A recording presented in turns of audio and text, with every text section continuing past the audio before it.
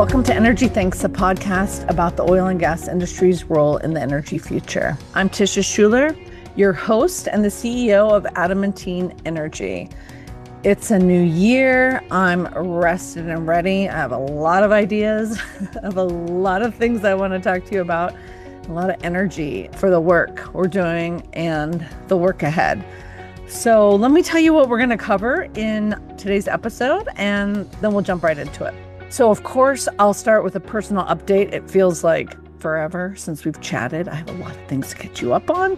I want to do a little bit of reflections on the piece I wrote, The Question at Dawn, and the abundant feedback I got from it. I also want to tease a piece that will be out by the time you listen to this, but I'm still writing, which is around the most important thought experiment you'll do this year. And then I want to talk about where Democrats and their support or lack thereof of natural gas, where I think it's going and what that means for you, your business, our industries, work ahead. I hope you'll go to energythinks.com and check out the work we do at Adamantine. While you're there, I hope you will sign up for my weekly newsletter. Both of these things are true. As many regular listeners know, there is a paid option if you want to support my work. But there's also a free option, so don't feel any pressure, but do sign up because it's a way we can stay in touch. We're not chatting together via solo pods. I hope you enjoy my solo pod today. All right, let me give you a quick update on what's been happening since we last chatted. I had the boys home for the holidays, which was lovely. We celebrate Christmas, so we did like a crazy on the 14th or something. We did the tree.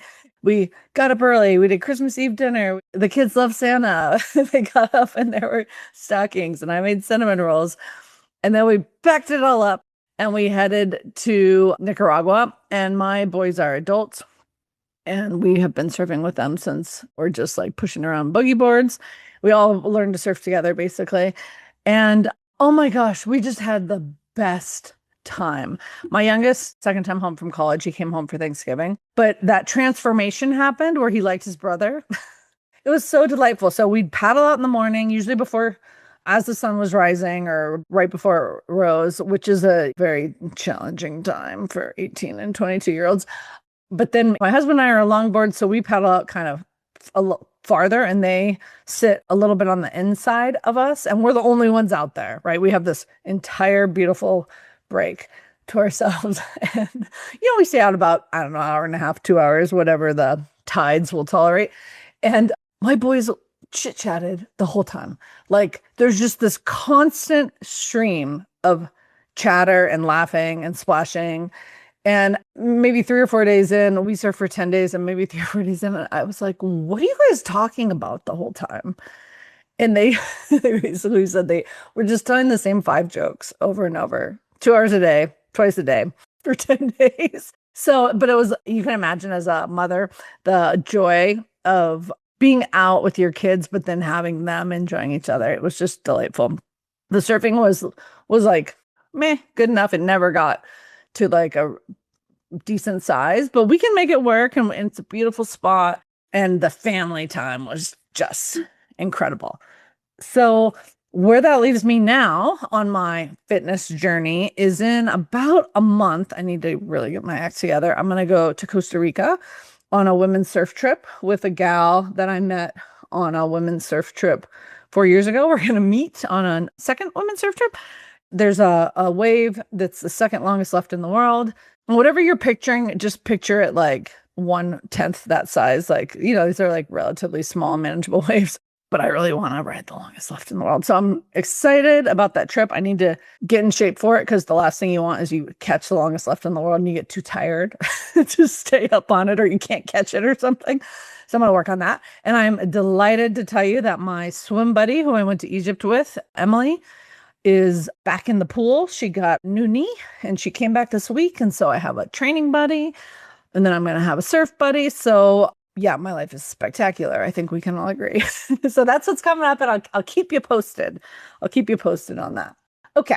The next thing I want to chat with you about is I wrote a piece right when I came back from Nicaragua called something like The Question at Dawn. And what I was doing there was sharing in a pretty I don't know, the vulnerable way, the kind of thoughts I have around the work that I do, the work that we do together, and asking if it's enough. Like, are we doing enough? These are very polarized political times. A lot of people in my world that are Democrats or liberals or just not MAGA people are feeling really lost and upset. And people I know who really care about climate are feeling deeply despondent. And I just wanted to ask myself if I'm doing enough. And I'll link to all the pieces I refer to here in the show notes. But the feedback I got from all of you was just sort of the enjoyment of the question, like the enjoyment of the conversation.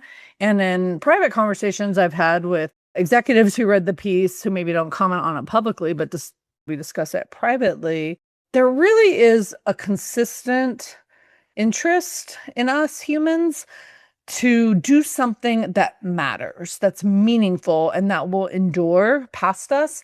And I just want to say we can only achieve that if we make some space in our lives for reflection, and then to be really intentional about what we're going to do and how we're going to do it. So it's more is not better. I am naturally inclined and wired for more, for a very aggressive to-do list, for knocking a lot of things off that to-do list, for when there's one more thing to get done to just muscle through it and get it done. But I think the conclusion that I'm coming to in trying to craft a very meaningful life and make a meaningful contribution to our industry and what we're doing is that you have to have mental, emotional space, not just like a vacation like I did to think, but also each day. Like, in what way am I approaching this? Because it's pretty easy to get caught up in the drama, and it's pretty easy to get caught up in the to-do list.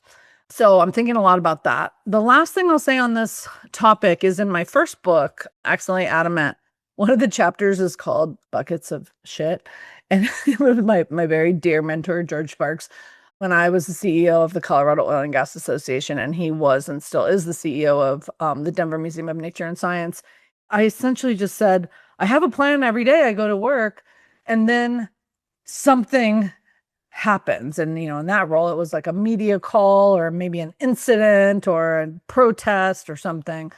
And whatever my plans were for the day, or, a legislative development, like a new bill or a new regulation, whatever. But whatever my plans for the day, I could never plan a day. And he essentially said, if you're CEO, every day you come in and the only thing you know for certain is that there's 5 buckets of shit on your desk. And you don't know what will be in each one, but there will be 5 buckets. And so and I found that deeply comforting, deeply comforting. Like, okay, I'm not screwing this up, right? This is just life. This is the job. Now, here's what I'm going to upgrade that chapter right now and say, okay, we all know that. That's what life and work looks like. And so how do you stay non-reactive to that? How do you know there's 5 buckets? And instead of just jumping into the first one or the loudest one or the messiest one, how do you actually say, given these 5 buckets, in what ways will I make the contributions I expect to make, show up as my best self? That's what I'm carrying forward. And you'll hear it in this piece and the work I'm doing, which is really, of all the things we can do, where do I focus my attention? Where do I think you can focus your attention? That's a lot of what's going on here. It's not about doing more. It's not about being more virtuous. It is about being more intentional. So that's where I landed. Okay. The next piece that I am writing and will be out by the time you listen to this is something like myth busting. So as part of this exploration of how to be more effective and intentional, I'm thinking a lot about the series that I want to write for the problem solvers as an audience. So as a quick recap, the problem solvers are those people caught between climate aspiration, in particular, those caught between net zero goals, could be regulator who has a mandate, and then the on the ground reality of public opinion, affordability, reliability, demand for more power. So the problem solvers are caught between the aspiration and the reality, and they're trying to navigate it. And they are really important allies, and they're just really important in the world right now, because whatever comes next in the context of energy policy, energy regulations, and public opinion around energy, it's going to be shaped dramatically by the problem solvers in any jurisdiction that has a relevant blue, democratic, or climate number of people. So I've been thinking a lot about this series and how to write it and how to be effective. And that's going to inform this and the next topic that I talked to you about here today. So the way I have been thinking about it is, if I were a problem solver, what would I require to rethink the idea of the myth of an easy energy transition? And furthermore, what would I need to convince others that the myth of an easy energy transition is a myth? And what I realized was that that's an impossible task, because I don't believe in the myth of an easy energy transition. So the idea that I'm going to convince someone else is kind of back-asswards, right? So I decided to flip the question in this piece and ask instead, what would it take for someone to convince me that the energy transition is easy and relatively cheap and imminent and happening right now, which is what the adherents to the myth believe, and what a bunch of people that problem solvers have to engage with believe. And they believe it with their whole heart and mind and soul. Quick tangent. Those of you who know my work know I believe in giving people the benefit of the doubt. There is no upside to assuming malintent or assuming that these people are just out to get us. It is better to assume, and there's generally no downside to assuming, that their identity, their intents are authentic. If I was me, I am me, it turns out. A quick, newsflash. Okay, what would it take to convince me that the myth is not a myth, that the energy transition is free? So here's what I came up with, okay? And remember, I'm doing this thought experiment in order to be more effective in engaging with and perhaps creating an environment that could be persuasive to people who believe in the myth, okay? Hopefully this is making sense. Sometimes I feel like I need to offer like a guide to my circuitous thoughts. Well, there will be a guide. There will be a both true that maps this out. But for those of you who are listening, here's what I came up with. All right, let's say I'm me and you want to convince me that the energy transition is imminent, it's cheap, and it's easy. I would say, okay, give me some examples. Like, show me a country or a city that's doing it, and not one of the ones that's already been debunked.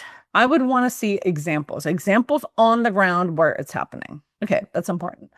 Then the second thing I'd want to see is where traditional fuels, coal, natural gas, oil, have been and are being replaced by something lower carbon. So if there was a place where natural gas was being switched out, but with, I don't know, fuel cells or hydrogen or something, I would want to see that. And I would want to see some evidence that we're not just in the energy addition, and that clean tech is not just a new, better thing. So like places where nuclear is displacing coal, for example. I'd want to see that. A third thing I'd want to see is that there's some momentum that can withstand the current affordability crises or other hiccups, other things that make things hard, like permitting pressure. Like there's enough momentum that you can get things permitted and built. So I'd want to see that too. And then I would want to see some kind of political durability beyond an election cycle. So if we were having this conversation back during the Biden administration, I would want to see some evidence that there was support in Republican-led states, for example, or Republican people in Congress, for example. So, okay, you don't have to pay attention to the details of that, but the burden of proof would be so high That's the piece I want to convey. The burden of proof is high. Okay, now I'm me, and I need to actually update my thinking. I need to be willing to accept this evidence, to look at this evidence, to think of this evidence. What would that require of me? Even right now, even just being Tisha, if I'm an elected official, this is all happening in public. The first thing I would need is some kind of forcing function. There is a decision that has to be made. There's not really any reason to take on one's identity or belief in the absence of some kind of forcing function. There's a crisis, there's a difficult decision that must be made. The other thing I would need is I would want to hear it from someone who, if at all possible, was skeptical and already changed their mind. It's easier to follow along after the person who already did this journey, right? And say, okay, this isn't a true believer talking to me. This is someone who was skeptical and they evolved their thinking. That's providing a lot of incentive and cover for me to change my mind. With or without that, the person who provides the evidence will have to be a reliable narrator. And if at all possible, there's more than one, right? There's like a second opinion, there's news sources I trust. And all of this would have to happen in the context of information that respects my intelligence, that respects my point of view, that isn't condescending, that isn't acting as if I'm dumb and I need to evolve my thinking. None of those things would work. And I would particularly respect narration that isn't a whole hog, that is clear about trade-offs and nuances and difficulties. I would find that a lot more credible. And of course, there'd have to be some exit ramp, right? Like you can change your mind because these things changed. So just in doing this thought experiment of what would it require for me to believe that the energy transition would be easy, I would need a ton of evidence and then essentially the circumstances that make me willing to take in that evidence. I think it would be interesting for you to think about what it would require for you and do your own version of this and see where you land. But here's the conclusions I came to for our work. We will need to create a lot of narrative examples. The body of evidence that the energy transition is not easy or free or imminent, we will need a lot of narrative examples of that, like an overabundance. One will not work. And you can't just point to California and call it a day, right? It just won't work. The burden of proof is enormous. And then we need to be thoughtful and sensitive about what would allow an adherent to the myth. What would allow them to even digest this information, take in this information, be willing to wrestle with this information? It's probably going to be at a point of crisis or a difficult decision or legislation or an election. There's going to have to be a thing. So we need to be there. We need to be in relationship before the crisis, before the event, even if we don't all see the world the same way. Building relationship and rapport with people with whom we disagree is at the heart of being there when the opportunities will present themselves. And then I think this idea that we need still to be responsive to, sensitive to people's hopes for decarbonization, people's hopes for climate action, and speak to them with nuance, with respect. I think this is going to be really, really important. So I am wrestling with all these ideas in the crafting of the Problem Solver series. If you or your company would like to support the drafting, I'd like to hire a data team to help me build those narrative examples. So just reach out to me and let me know. I'm building a little cohort of companies to support that work. And I think that's going to be a really important series. I'm also interested in when you wrestle with what it would take for you to change your mind, did you come up with something I didn't? And can that make our work better? All right, last topic. Also a lengthy topic because it's so freaking exciting and interesting. Democrats and natural gas. What comes next? I'm so interested. Okay, hat tip to Bob Lalash, who's my writing, thinking, content coach and advisor. And he and I have been just wrestling with these ideas and what they mean and where we're going. So I want to thank him. We had an hour call yesterday to talk through this stuff and it was very helpful. Okay, Democrats are wrestling with natural gas. They're also wrestling with oil and gas as like an industry. And that makes sense, right? We have the affordability rising as a topic of interest. We have reliability rising as a topic of interest. We have tech companies planning and trying and promising to build, the technical term is a shit ton of data centers, many of which will undoubtedly be powered by natural gas. Some abated with CCS, some not, some temporary until the nuclear ambitions get built. And then I don't know, will we also see a bunch of coal-fired data centers get built?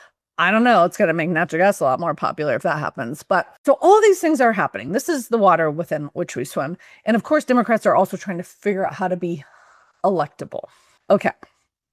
So you see Democrats, think tank people, journalists, opinion writers, you see them wrestling with this in pieces. So I'm just going to run through a couple of them with you.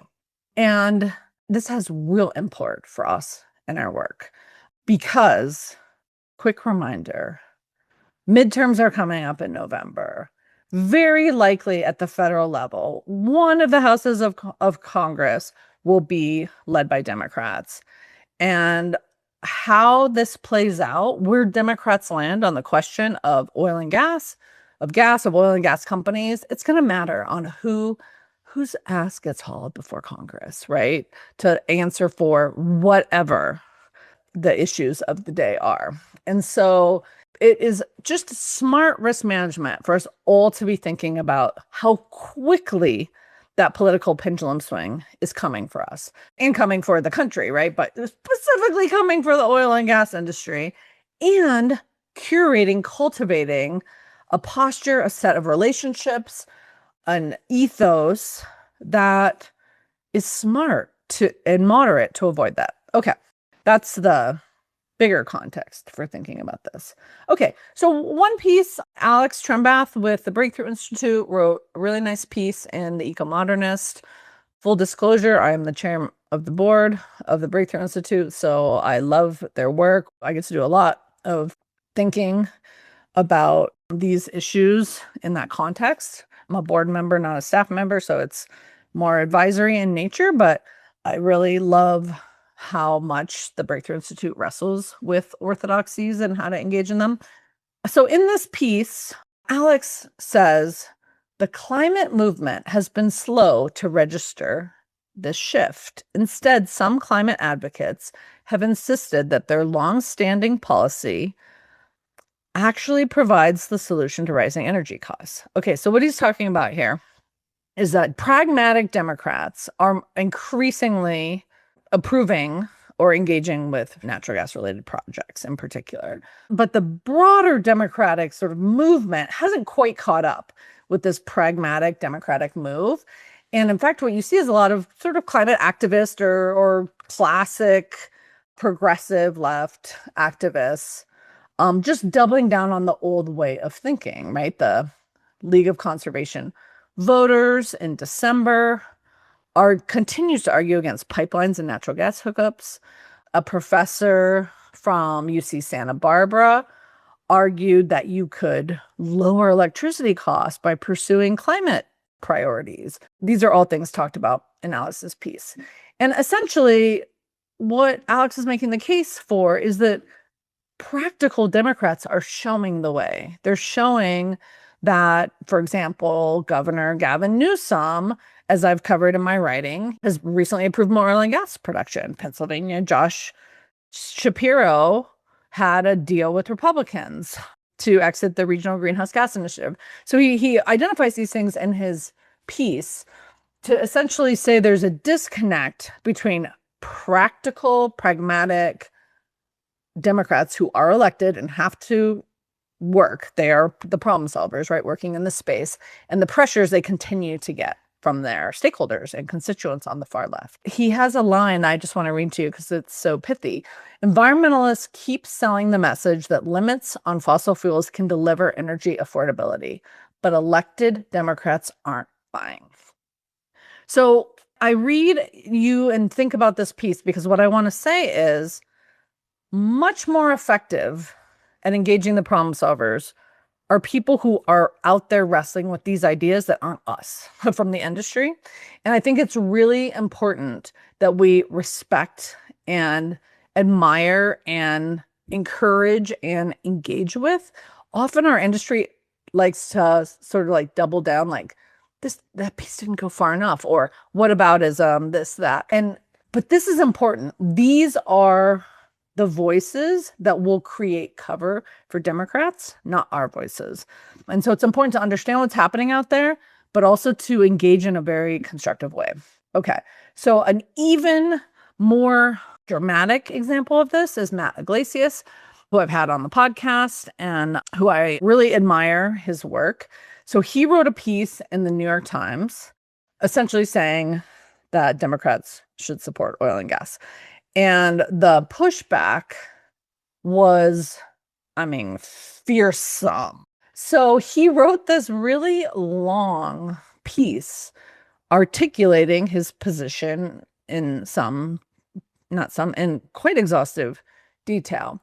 Now, I think this is really important because this is the kind of work that the problem solvers need. Someone else being one step ahead of them and going through their own analysis. I don't know that one would say conversion. I don't think Matt Iglesias had a conversion, but he's open-minded. He's thinking deeply about these things. It's basically doing the homework for problem solvers. This is really important. So let me fly through a few of the key elements of what he's wrestling with here.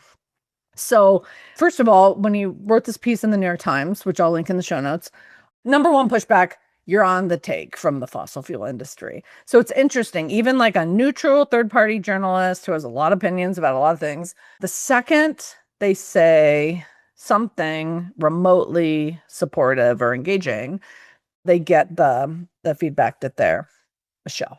Quick tangent, when I was CEO of the Colorado Oil and Gas Association, I was always told that I was a shill, and I was like, no, I'm not a shill. I'm like overtly paid by the oil and gas industry to represent them. I don't think that's the definition of the shill. That's just like an advocate. Okay. But I digress. All right. Back to the Iglesias piece. So essentially, like, his call to action for Democrats is like, he's not asking them to go too far out on a limb. Just say that, like, there was rising oil and gas production under Biden. Let's embrace that. Manchin's contributions to legislation was good. Since Obama, there has been some consensus around all of the above. Like, these are smart things that aren't going too far out of a limb, and Democrats aren't really willing to say that. So, and like, he gives examples like, let's be clear, there's not a good alternative for hard to decarbonize sectors like steel, cement, chemicals, and he articulates smartly that these are important economic drivers and that it's not a great idea to take on a political point of view that undermines people's entire country's economic interests. And then lastly, I think he very smartly takes on the critique that his prescription to be supportive of the industry where it's needed won't result in the kind of climate action that is required if that is your top priority. And here's what he says. I'm just going to read this to you because I think it's so good. He says, this is true, but doing what the Greens want also won't achieve those goals. Indeed, the plan of Democrats position themselves in a way that makes it impossible to wield political power clearly leads to a higher emissions than my plan.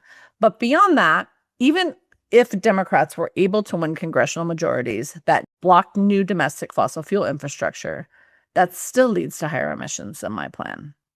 So that's really good. And I couldn't agree more, right? My argument has always been out in the world, not necessarily to you all.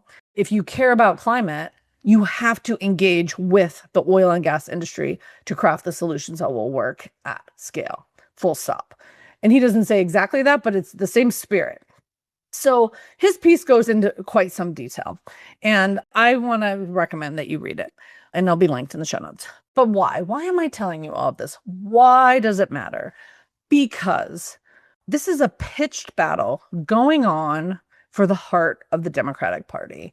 And if you are a Republican or a centrist or an independent and you kind of think that this isn't relevant to you, I just want to say you are smoking crack and wrong, and you need to pay attention.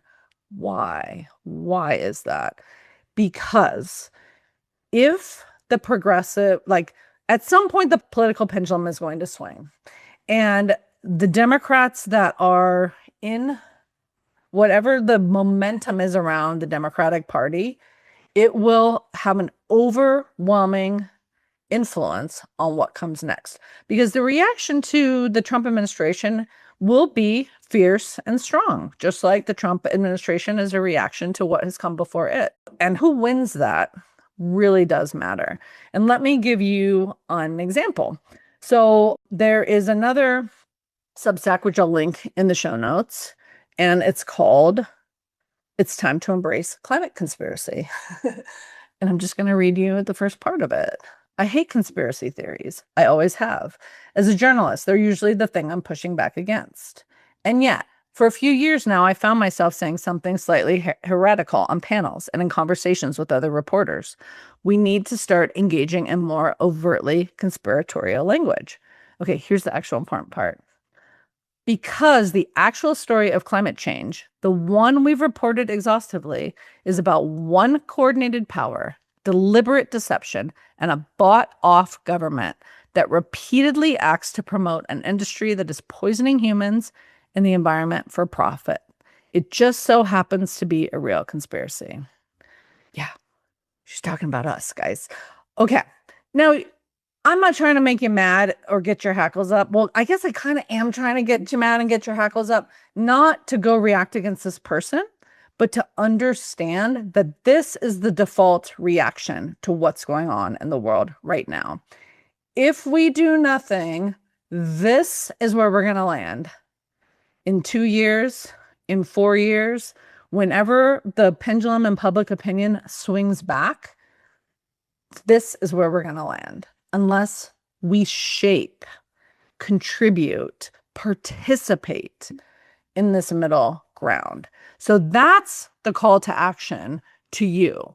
Pay attention to what's happening for the heart and soul of the Democratic Party and be an extraordinary ally. Think about everything you and your company are doing right now in the context of how the future political leaders, the problem solvers, will look back on your comments, your positions on regulation, the way you're talking and thinking about energy and climate and the future. Do not erroneously imagine that the sense of momentum and power and winning that pervades our industry right now, do not for one moment last that you're going to feel remotely that way when the pendulum swings back. It wasn't that long ago. Just think back 2 years. And then think about what we can do to cultivate, curate, create that middle ground where energy and decarbonization are not politically charged, politically polarized, politically coded. And that's up to us. There are people out there on the left going to extraordinary lengths to create a sensical energy and climate platform. We need to be worthy of their partnership, of their faith, of their engagement. So make sure that you're doing that and you're thinking in those terms. All right, that's my episode for today. Thank you so much for listening to Energy Thinks, and thank you for your continued engagement. I would love it if you took a moment to review Energy Thinks and give me a 5-star rating if you're moved. That helps other people in the industry find us. If you'd like to know more about our work at Adamantine, you can go to energythinks.com. And while you're there, please sign up for my weekly newsletter. Both of these things are true. If somehow you didn't get my 500 suggestions that you buy my book, The Myth and the Moment, I hope you'll go and pick that up. That sets the stage for all this conversation that we're having. I'd like to thank my colleagues, Kayla Chives and Elena Heyer, for making the Energy Fix podcast possible. Until next time, I'm Tisha Schuler, wishing you and yours happiness, prosperity, and good health.